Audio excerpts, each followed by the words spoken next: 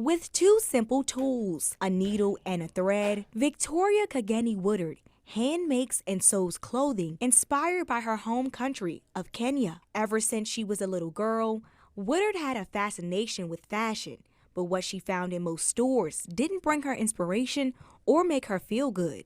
I was also a very tall girl in school, and I could never find anything that would fit me. Pants were too short. There was always something wrong with them. So I decided I was going to take matters into my own hands and started making clothes for myself. As the years went by, her talent spoke for itself. So her parents took a chance on her dream. My parents sent me out here to be the best that I could be at, what I do. So I ended up in Savannah College of Art and Design. And then I moved to the Lehigh Valley area. And I had always wanted to have a shop. Just one plane ticket and more than 7,500 miles away, Woodard turned her dreams into reality. And now we have something like this that is inspired by my heritage. She has a storefront full of items with different patterns and styles, all honoring her African heritage. It's just very different. You're not going to find this at Macy's, even with just marrying the African print fabrics with the Western silhouettes.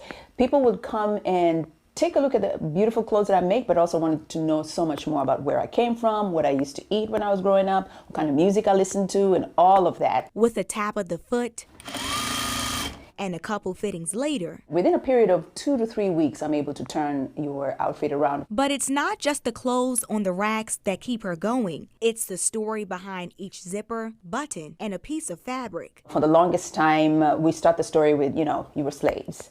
But there is so much more to us as a people. And I get to really speak about why it is important for us to go way back and talk about why it was important for us to dress in this particular outfit, for example, this particular fabric, for example.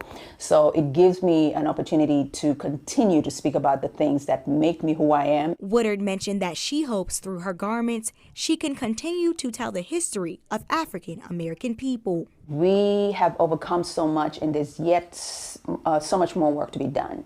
And in doing this work that I do, it is a soft rebellion of sorts that we're still here. No matter what happened to us, we still keep moving forward. So I come standing on so many other people's shoulders. If you would like to see yourself in a piece like this that's inspired by cultural diversity and fashion, head on over to our website, WGAL.com.